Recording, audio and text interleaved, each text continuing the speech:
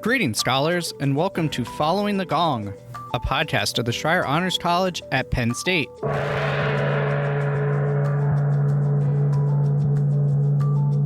Following the Gong takes you inside conversations with our Scholar Alumni to hear their story so you can gain career and life advice and expand your professional network. You can hear the true breadth of how Scholar Alumni have gone on to shape the world after they rang the gong and graduated with honors, and learn from their experiences so you can use their insights in your own journey. This show is proudly sponsored by the Scholar Alumni Society, a constituent group of the Penn State Alumni Association. I'm your host, Sean Goheen, class of 2011 and college staff member. If this is your first time joining us, welcome. If you're a regular listener, welcome back.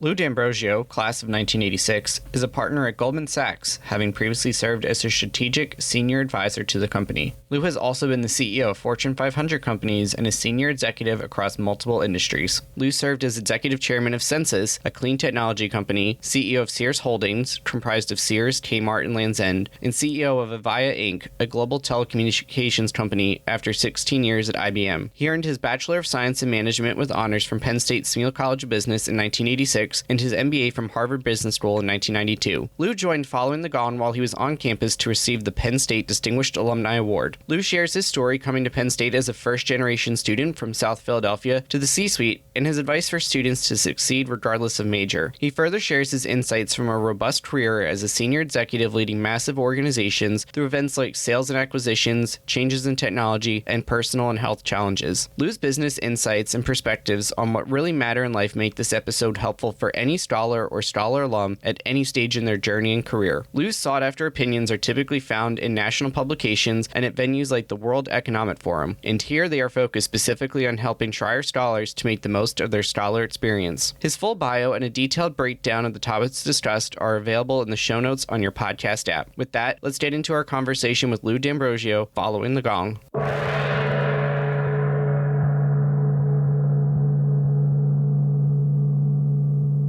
Joining me here today on Following the Gong is distinguished alum Lou D'Ambrosio. Lou, thank you so much for speaking with me today in person, no less, here at University Park. Thrilled to be here. It's such great memories, so always love coming back. Thank you. Well, we're glad to have you here. We're recording on Distinguished Alumni Award weekend, so glad that you're able to join us back here in State College.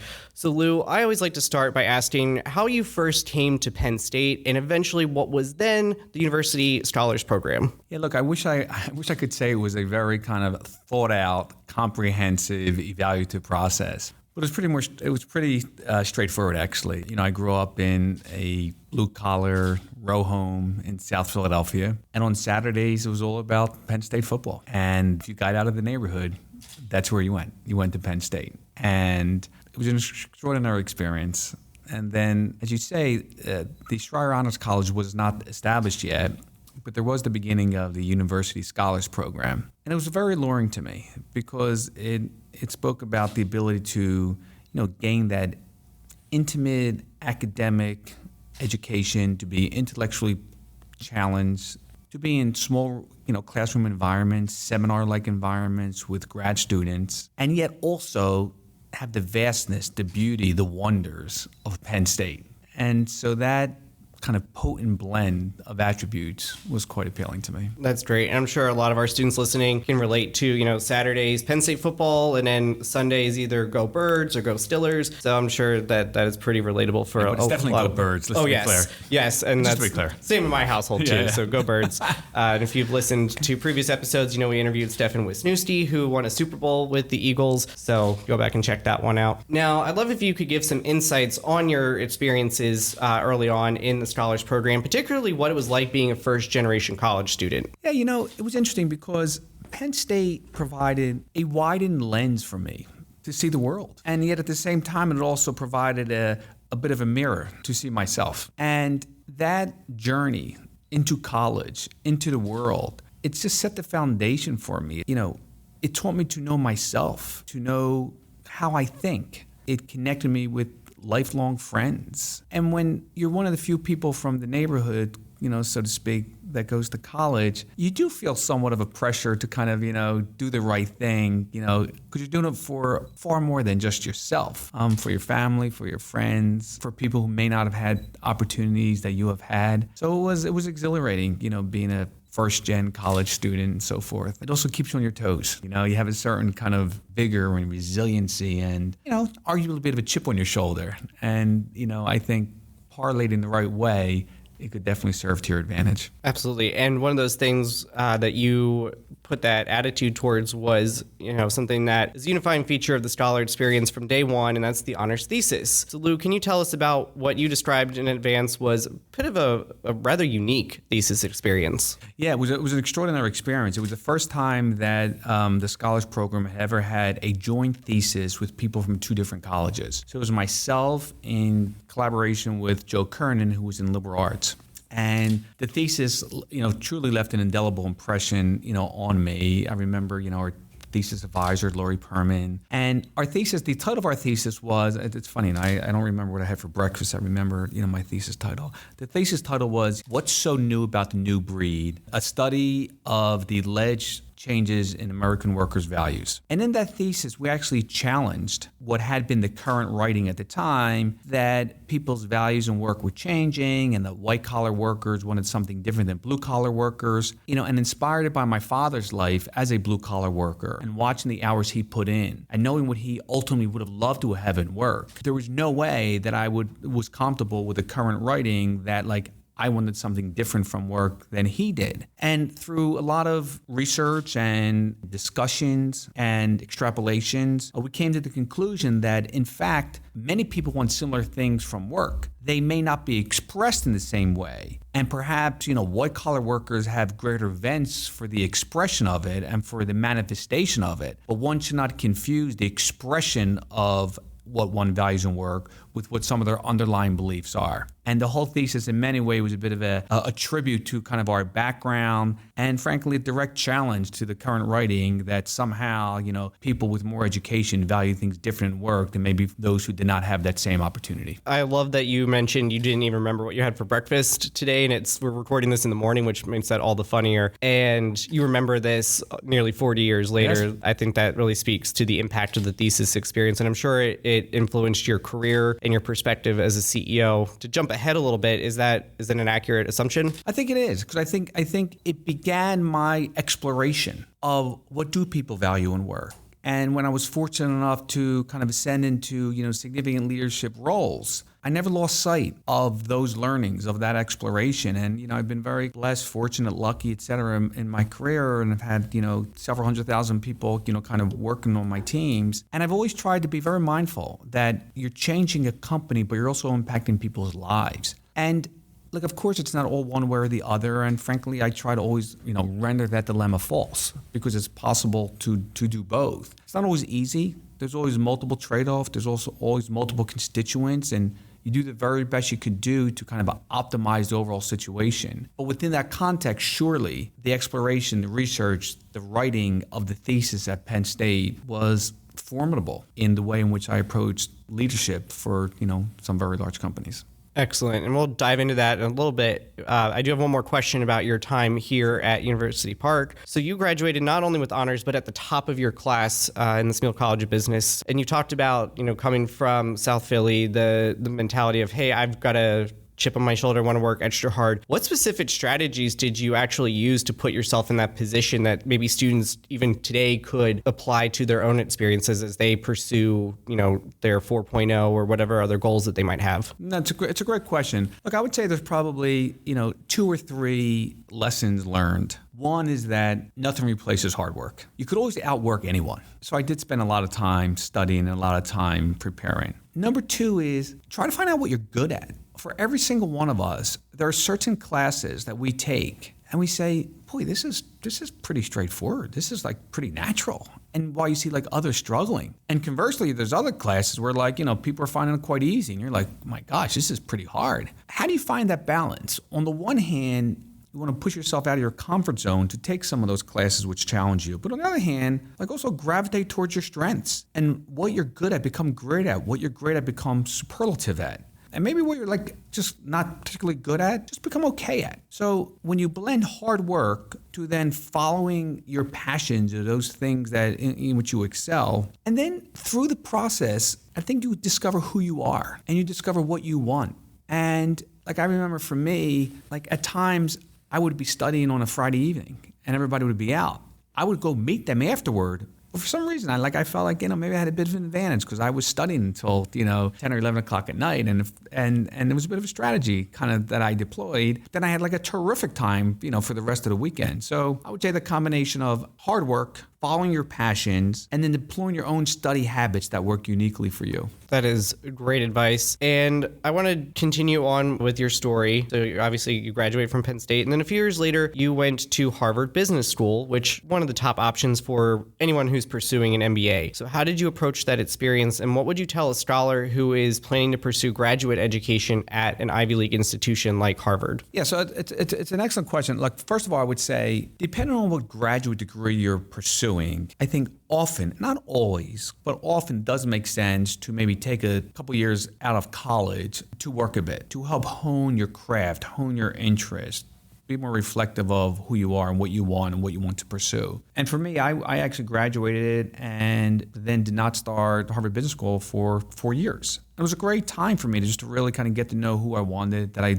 did want to pursue in a career in business. In terms of like preparation, for kind of a top graduate program, I think there are two pieces of advice I would give, which prima facie seem contradictory, but they're actually not. The first is do the research and understand what type of candidates is that school looking for. So understand what type of steps, what types of actions, what type of experiences will be helpful to you to become a strong candidate. The second recommendation or suggestion, which again in some ways seems contradictory to the first one, but it's not, is to follow your unique path. Because where I've seen people err is actually on both sides. Where on the one hand, they may have not had the type of experience that they're going to put themselves to be a competitive candidate. But on the other hand, I've seen people try to, erroneously kind of follow a certain playbook that they think that everybody who goes to, Harvard Business School or Yale Law School, or pick your favorite type of, graduate school you want to go to, that they try to be like the prototypical applicant. The problem is there's going to be 10,000 other prototypical applicants. So what is your story? Like, what makes you you? Like,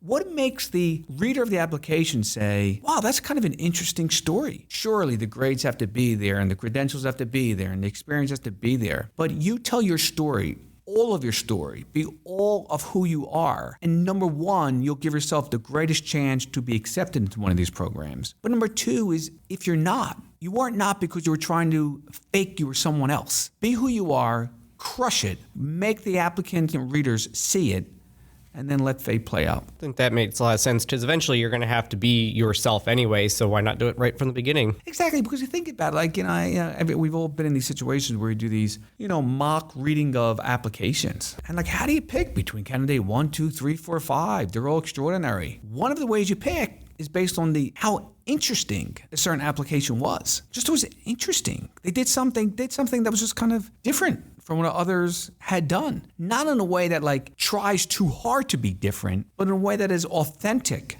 but unique. And you want the kind of the reader of the application to say, you know what? I think, she or he would be a wonderful member of our class. So you spent a few years in industry, go to B school at Harvard, then you come back to industry, and a large part of your career early on was spent at IBM. So I was wondering if you could tell us some of the lessons that you learned either before or after B school that would be helpful for scholars. And then on that same vein, what are you seeing now as a senior leader with early career professionals that would be helpful for our current scholars and young scholar alumni who are early in their careers as well, to help them succeed in their early stages? As you said, the first, 16 years or so of my career were with, IBM. I've been at it now for 38 years or whatever, so a little less than half of my career. I would say the first point I'd make is the very decision to go to work for IBM. When I graduated business school, everybody was going into investment banking or consulting, and I was very fortunate to have offers in those areas. But for me, going to IBM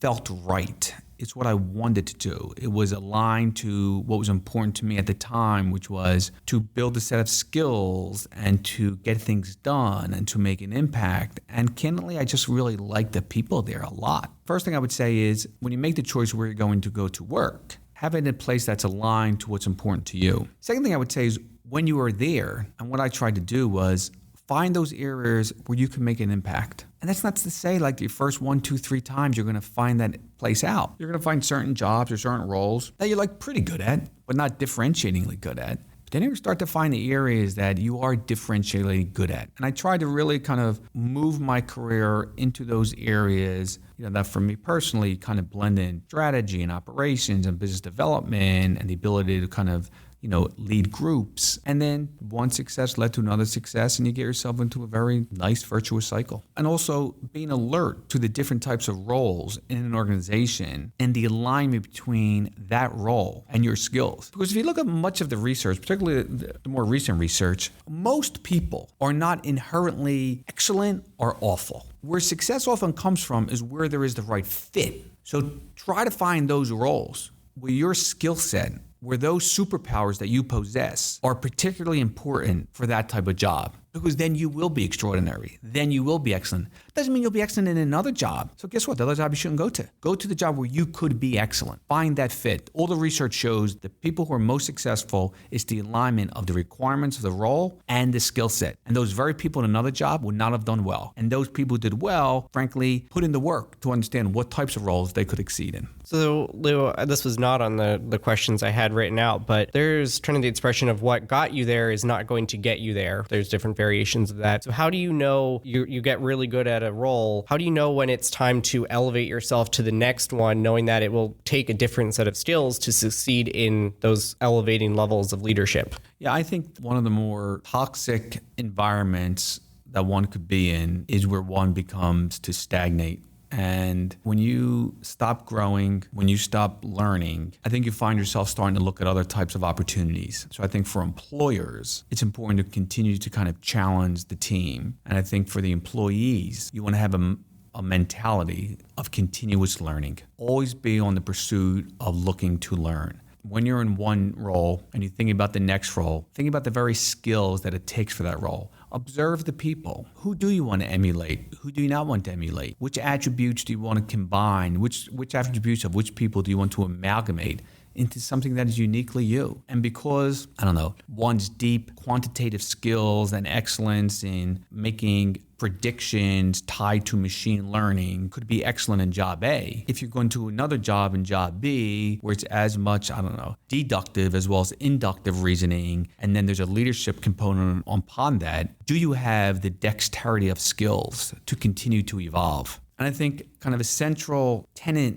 thought on this whole topic is just a continuous reinvention of oneself. Are you constantly looking to be the best version of yourself? Not for your current role, but for your future role, and then in that role for the next role. And this has less to do with title or level or what have you. It has to do with kind of being true to yourself, being fulfilled, and continuing to reinvent yourself to what you want that ultimate version to be. So speaking of that ultimate version, you progressed up through the leadership at IBM, and then eventually you were tapped to be the CEO of not one, but 2 different large companies in different industries, and particularly at a young age for those. So And even then, you didn't found those companies either. They were pre-existing companies. So it's a little bit of a different experience from somebody who maybe starts a startup and founds it. Did you always know that you wanted to do that? Or how did you go about identifying that that's where you wanted to go? And trying to go back to the last question, maybe bound on how did you start setting yourself up to take on that CEO role? Yeah, and look, I mean, it's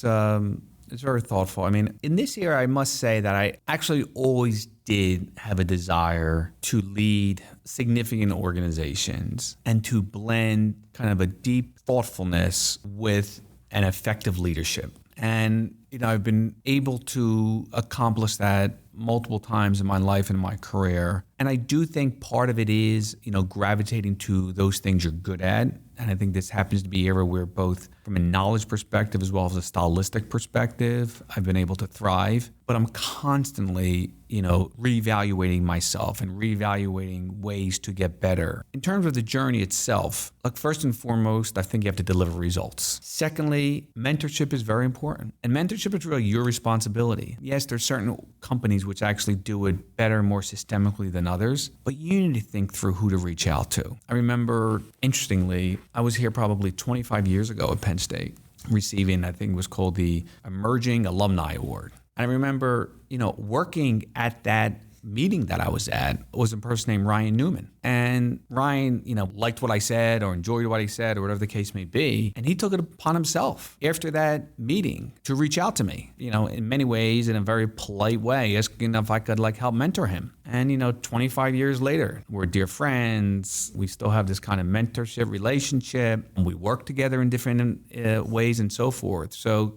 that was Ryan doing it. That to me is a perfect example of somebody who happens to be working at an event and they see somebody that says something that happens to resonate to somebody. That person took it amongst themselves to do it. So deliver results, move to the areas you're excellent at, you own your mentorship. And then the last point I'd make is that you also own your career. Again, there's certain companies who have wonderful management training programs and bosses who look out for you and so forth. Don't ever be confused. You own your career. And if things aren't going well, think through ways to make it better and work with those people you care about to help find yourself in the right situation. And I think, frankly, through all of those techniques, what have you, I've been able to kind of embrace them. And, I've had my own mentors who've been extraordinary to me, and it's worked out well. Well, I'm glad you hit on that because mentorship is the overarching theme of this podcast. And I really like the take it and be active with it. I think that's great advice among all the other great nuggets that you just dropped there, Lou. Now, two-part question for you about being a CEO. What did you enjoy about that type of role? And then what was something that really surprised you once you got into the role that you just never expected from having worked your way up? I would say the part that I enjoyed the most was the ability to impact a company and impact people. So a person can really make a big difference in changing the very course of a company. And I think what I was so appreciative of, but I don't think I had fully internalized until I was in those roles, is how much of an impact you could also have on people's lives. The people go home and part of their happiness will be based on how effective of a leader you were or were not. And that is an incredibly rewarding opportunity to impact a company, change the course of a company, but also impact lives along the way. And that impacting lives is probably the one that was a bit of a beautiful kind of exceeded my expectations. I guess if there's a flip side to that, is sometimes when it comes to some of the people aspects of it, you wear that stuff very heavily. Because sometimes these are not always the easiest discussions or easiest decisions and so forth. So sometimes the people, decisions, discussions, et cetera, are more difficult than some of the really difficult, challenging business problems. It's no longer a case study in B-School. It's real people in real lives, right? Person's life. So one of those companies that you had a real impact on was a company called Avaya. Did I pronounce that right? Yep. And you led them through a sale and acquisition process. So how did you navigate that for both yourself as the leader, but also for your employees? Because that can be an exciting and a scary proposition for everybody involved. Yeah, so look, it was a heck of a journey. I mean, Avaya was spun out from AT&T and Lucent, basically the phone company, from AT&T Lucent. And I became CEO when the company had recently actually gone public. And it was a brand new company. It was a brand new public company. So it was this kind of blend of, you had tens of thousands of people, but yet as a standalone company was new. And how do you build a team? How do you build the governance? How do you kind of establish the right motivation? How do you make that fine distinction in strategies? At the time there was, the phone strategy, not to be technical here, but with something called TDM, and there was a big debate in terms of whether or not phone calls could be made over the internet, voice over IP, and it's one of these things. It's obvious after it's obvious. Like now it's obvious, of course, you can make phone calls over the internet. But back then it was like this, holy war in terms of, voice is different. It's not a regular application, and I was a big believer, having been in technology, that in fact you could have the voice application, quote unquote, over the internet. So the ability to kind of redirect the company to, voice over IP was incredibly rewarding. And then we had, great growth. The stock price went up, quite high. And then we had, what you'll hear in the industry referred to as strategic options, which was, do we make acquisitions? Do we go private, which we ultimately did? Do we combine with another large company? And I would say in those decisions, there's two elements. One is the bylaws per se prescribe certain optimization equations. Like, the shareholders have a duty in these following areas. And it's like clear what that is. And likewise, there's the things that are kind of less objective, but equally important, which is, who are all the other stakeholders? What's the right action for the customers? Importantly, what's the right action for the employees? How do you set something else up? So forth. And in that decision, we decided that, going private was the right decision. And if I contrast that, I had the opportunity to lead a large kind of clean tech company, it's a smart meter company called Sensus. And I led that company, which was private at the time. And we decided a few years later that the right next step for that company was to combine with a large strategic company, which was in the, clean water area, a company called Xylem. So one situation, going private was the right situation. With Sensus, combining with a strategic party was the right decision. And it's the sophistication or best possible job you could do at having a sophisticated view of looking at all the constituents, all the variables, and what is the right strategic decision for the company. So I imagine that was kind of stressful going through all of these decisions. And you shared in advance that you actually ended up stepping away from your career for a little bit to focus on your health. So can you tell us about that experience and how you realized that was something that you needed to do? Yeah, I again, it's one of these decisions where I wish I had the kind of the thoughtfulness or the objectivity to make the decision versus the decision being made for me. So look, long story short, I was, in the prime of my career. I was 43 years old. I was leading a Fortune 500 company. I was getting ready to give a big keynote speech for 20,000 people. I was feeling a little under the weather. I was given certain medications to kind of get me to feel better. And without going into all the specifics, basically one of the medications I had an allergic reaction to, and it essentially attacked my body. And it induced something called metalloprotease and a compromised fibroblast. And long story short, 2 weeks later, found myself no longer able to walk. I'll never forget this. We were with my wife and I and our 2 kids who were young at the time. We were in Disney World, and it was pouring, raining. And I could not get up. And we did the best to try to, have the kids think it was some type of game we were playing. Isn't it fun to get, soaked and so forth? But in fact, my body was just giving out on me. I lost 35 pounds. I lost tremendous amount of muscle mass. And essentially for 2 years, I could not walk. And when that happens to you, life gets jolted into its proper perspective. I had no choice but to kind of take care of my health. And after much exploration in the medical field, we found that the answer, thank goodness, was not a disease. It was an effect that was happening to my body, but that would fix itself once the cells reset themselves. And that's exactly what happened. The cells kind of reset themselves. I began to gradually feel better, and then I kind of recovered 100%. And just to kind of go under that theme, and then when I got better, my wife was diagnosed with an advanced stage of cancer.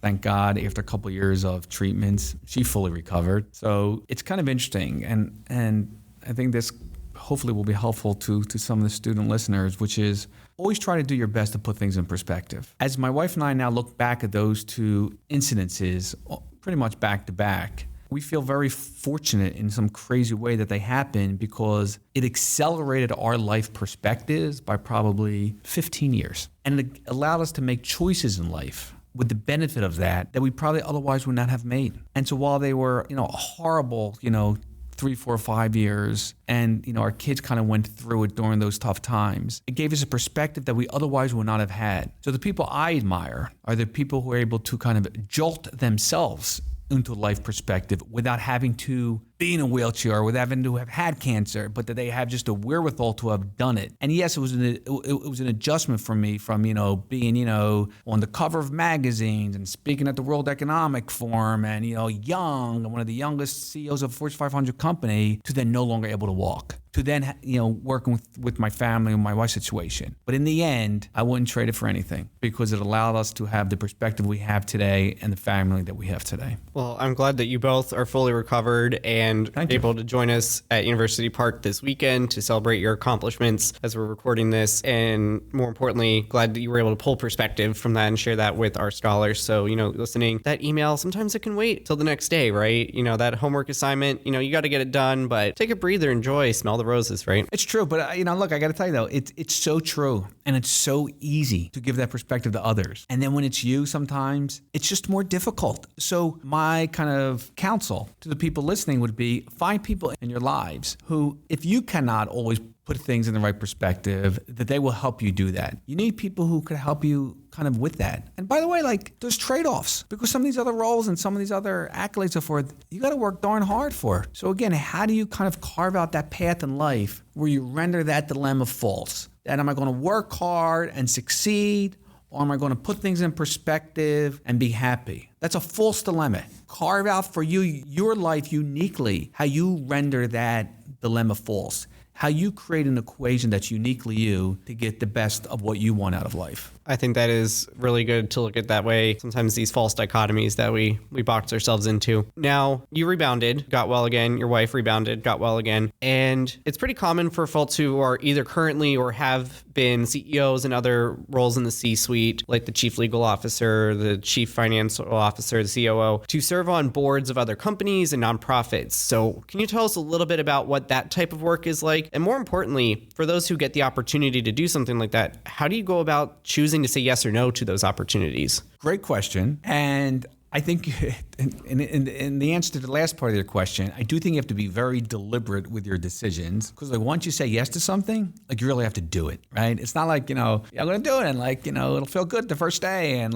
someone wrote a press release. You actually have to do it then. So I would be very deliberate about it. Follow your passions. What do you care about? What do you care about? I've been on boards of an orphanage for a decade, a biomedical research nonprofit, which is looking at which genes cause which diseases and what type of cellular intervention could change the very course of the disease. I've been on trustee boards for theater companies. I care about every one of those, whether it's children, whether it's science and healthcare. And I must admit, as we went through our own situation, we became deeply engaged in the whole area of healthcare, or whether it's the arts. Follow your passions. And if you're going to commit to something, do it right. Do not be one of these nonprofit board members who shows up, at every other meeting. If you're going to do it, engage and do it. And it's incredibly fulfilling when you do.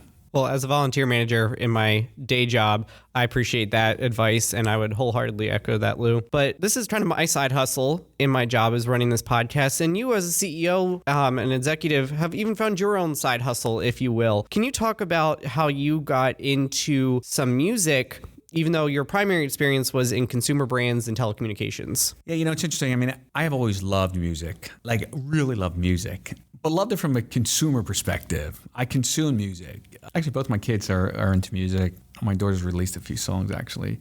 But as I progressed in my career, as a CEO and led large companies and so forth, you find yourself kind of continue to intersect with different ecosystems and groups and so forth. And I became involved in, with several people in the theater world and understanding that world and so forth. And then it's very interesting, Sean, because it goes back to your earlier question. It was the intersection of a couple of my nonprofit passions that kind of catalyzed my work in this area. So when I was kind of the chair of an orphanage and we were having a gala for the orphanage, we brought in different, stars from Broadway to perform. One of those stars is a person who starred in Hamilton for 5 years, a woman named Mandy Gonzalez. And we began to work together, and it was her dream to put together an album. And she has a fabulous voice. She's accomplished. She, originated the role of Nina Rosario in The Heights, then played Angelica Schuyler for 5 years in Hamilton. She's dear friends with Lin-Manuel Miranda. Anyway, we worked together, and I, proudly now get the credit as the executive producer of her album, which is called Fearless. And the great story is the day it was released, albeit a moment in time, it was number 13 on the iTunes charts between Ed Sheeran and Beyonce. And fortunately, my daughter screenshotted it. It didn't last long there, but for that moment in time, it was there. And this woman, Mandy, has an extraordinary voice. So whether it's kind of supporting shows per se or executive producing a world-class talents album, yes, side hustle, passion, call what you want. You have to find out my early point who you are and ensure some of your life's time is carved out for that. This is an audio-only podcast, but if you could see Lou right now, he is just glowing talking about this. So definitely a cool accomplishment that you've added to your impressive resume already. And speaking of talent, it's not a surprise at all, and you referenced this earlier in our conversation. As a Scholar Alum, you've been asked for your expert opinion, both as an advisor right now for Goldman Sachs, but also numerous publications, magazines, and conferences like the World Economic Forum. How do you approach those opportunities, whether it's an interview for, say, the Wall Street Journal or something like that, or speaking to, you said, 20,000 people as a keynote? I would say three things. Number one is, and it goes back to one of the kind of central themes that we've spoken about here, which is you put the work in. You understand who's going to be at the conference, what's happening, what's of interest, what's happening economically in the world, what's happening geopolitically in the world. Thinking about today's environment with what's happening on the economy, with interest rates, with consumer buy-in, in the geopolitical world, with Ukraine, with China. So when you're speaking at some of these large forums that have a global audience, you want to make sure that you're speaking at a level that is of relevancy, that is of interest to the people, whether it's a business conference or a governmental event, or whether it's a kind of nonprofit. You want to understand who the audience is and substantively craft the narrative on areas that they actually care about. Number two is you want to speak in an engaging style. One of the reasons why ChatGPT right now has become so alluring to so many people is because of its mastery of language. And people in an audience, when they hear somebody speak, both how people speak and the phraseology that they use connotes a certain competency in a specific area. So I think in addition to kind of the prep, the stylistic engagement matters a lot. You want to keep somebody's interest. And number three for keynotes, like know when to be quiet. Like know when to stop talking. I mean, how many, I guess the people listen to the podcast, like how many speeches were you ever part of that when they ended you said, my gosh, I wish that just went a little longer? Like zero. Okay, maybe one. Probably not though. So know when to shut up. And also never ever start a speech by saying, I'm going to keep my remarks short, because inevitably that's a sign that it's not going to be short. Exactly. I mean, there's little tips, right? Like, if it is a little bit on the longer side, make sure you tell people like, I just have, two more quick points left. So they know, okay, oh my gosh, at least there's only kind of 2 points left, I prefer structure. Like, we're going to talk about three major things. Tell people how long it's going to be. But mostly have content they actually care about. Stylistically engage them and know when to be quiet. Well, speaking of that structure, we're going to move into the last part of our conversation. This is the reflective questions. So, Lou, what kinds of questions about corporate management and your experiences as a senior leader did I not think to ask? Or putting it another way, what kind of questions do you get from student mentees or business journalists that I could have asked you, but I didn't think to? Right now, one of the questions that's frankly apropos and on many people's minds is the whole discussion of artificial intelligence and what's going to happen with kind of roles and so forth. And first of all, AI is not taking over. There's no kind of insatiate being out there that's going to kind of take over this world and so forth. I think there's going to be certain jobs which are going to be augmented. I think the knowledge level overall in the world increases. I think we have to embrace the technology, put the right governance around, the right structure to it. So one of the questions I've recently gotten was around, what types of jobs are most at risk and so forth. And, general summarizing jobs, like some of them, may be challenged because some of these large language models are pretty extraordinary. But guess what? There's always been technology innovations and so forth. So you have to just continue, back to one of our early points, continue to reinvent your skill set. Another question I get frequently is, have you seen the set of skills evolve over the last, 35 to 40 years in terms of what it takes to be successful? And I would say not really, but with one caveat. The not really is that, substantive depth matters. Leadership matters. The ability to kind of bring together teams matter. All those things have been consistent, over decades and will continue to be that case forever. I would say this first point, though, substantive depth, particularly in areas like technology companies, has become increasingly important. So if you look at, 25 years ago, oftentimes technology companies were run by quote unquote business people. Now you're seeing many of those technology companies with leaders who also have, frankly, some pretty good technical chops. I think for your students and so forth, what's most important is to work your tail off, find the areas that are of passion to you, and continue to kind of seek that mentorship and own your career. And I would have said the same thing 35 years ago. Now, what would you say, besides maybe charting an album between Beyonce and Ed Sheeran, is your biggest success to date? That's easy. My family. It sounds so corny, but it's so true. Like, it's everything. It's everything. I think that's a great answer, and I think a lot of our guests have said similar sentiments as well. I mean, look, and Penn State brings a lot of that about. I mean, I went to college here, but in many ways, through me, so did my parents. One of the first philanthropic endeavors that our family, launched was a scholarship from my dad, Marty D'Ambrosio Scholarship, which, we probably have, 50 plus recipients, who've received it over the years. So his legacy endures, even though he never went there, but, he never had the opportunity. He went to high school, but so what? I went there and so did he, and so did my mom. My mom is actually with me this weekend. My dad unfortunately passed away. And, my wife and our 2 kids, that's my greatest, that's life. Recently, a younger colleague who's starting to have children asked me, oh yeah, I hear, starting a family changes your life or whatever. It's not really. It becomes life. It is life. So for me, my greatest accomplishment is the relationship to myself, my wife, Kim, daughter Alexa, son Christopher, that bond, we've gotten that part of it right. That's awesome. I think that's all you can really hope for in life. But on the flip side, Lou, what would you say is your biggest transformational learning moment or failure and what you took from that experience? That's an excellent question. I would say I wish that, it's a little what we talked about earlier, that I was jolted into a life perspective, life reality because of an illness. Like, I think I tried to keep a really good prioritization on life before that, but I do wish I could have done a better job in certain areas. I would say that the sooner one could internalize too which really of motivation to them, the better. I've learned over the years how much of a motivation learning is for me. And I think I always realized that, but maybe if I internalized that earlier, I would have potentially been better at different things I've done. But I've always tried to be open-minded in terms of learning. Yeah, so those are some things.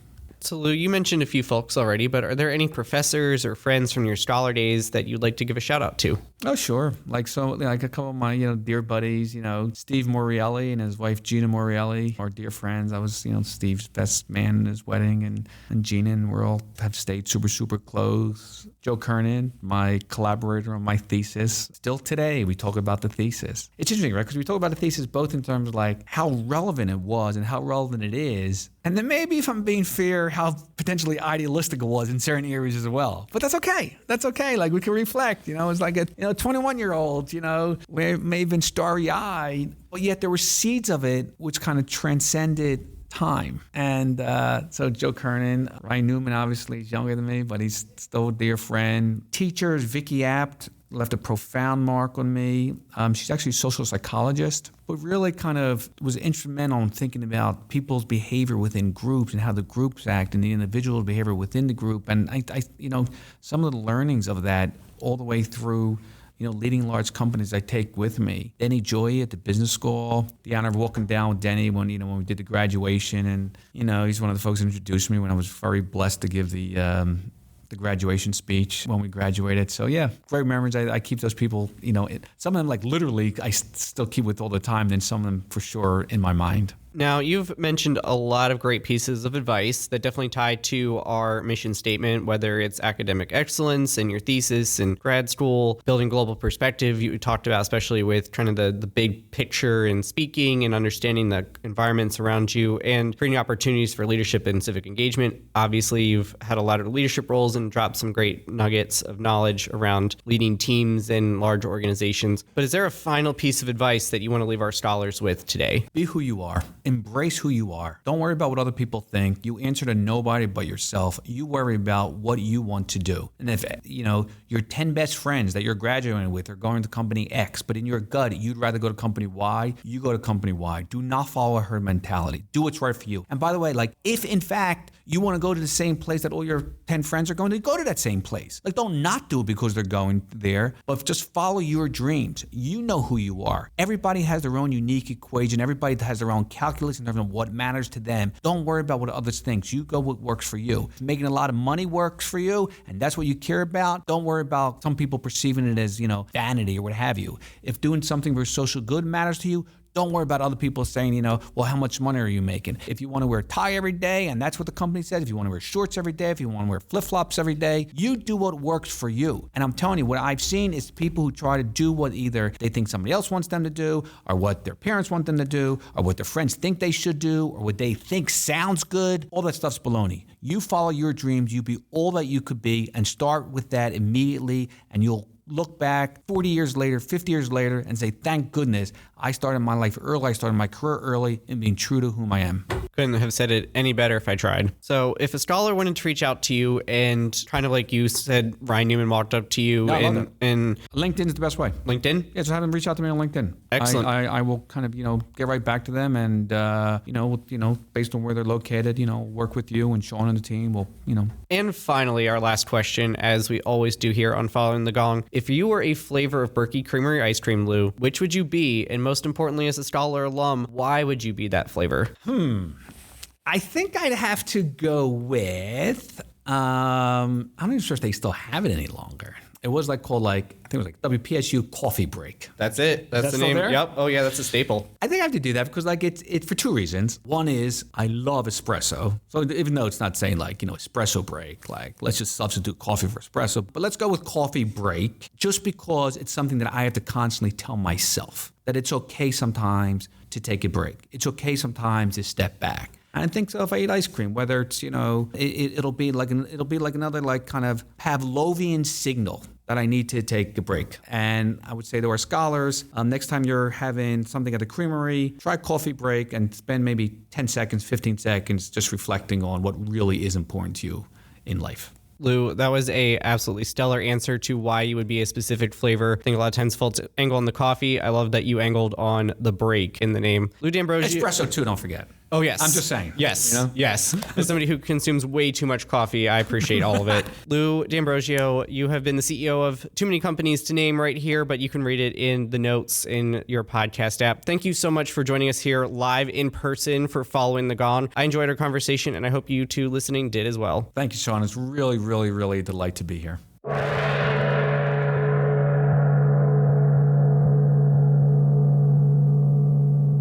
Thank you, scholars, for listening and learning with us today. We hope you will take something with you that will contribute to how you shape the world. This show proudly supports the Schreyer Honors College Emergency Fund, benefiting scholars experiencing unexpected financial hardship. You can make a difference at raise.psu.edu/Schreyer. Please be sure to hit the relevant subscribe, like, or follow button on whichever platform you are engaging with us on today. You can follow the college on Instagram and LinkedIn to stay up to date on news, events, and deadlines. If you have questions about the show or are a Scholar alum who'd like to join us as a guest here on Following the Gong, please connect with me at scholaralumni@psu.edu.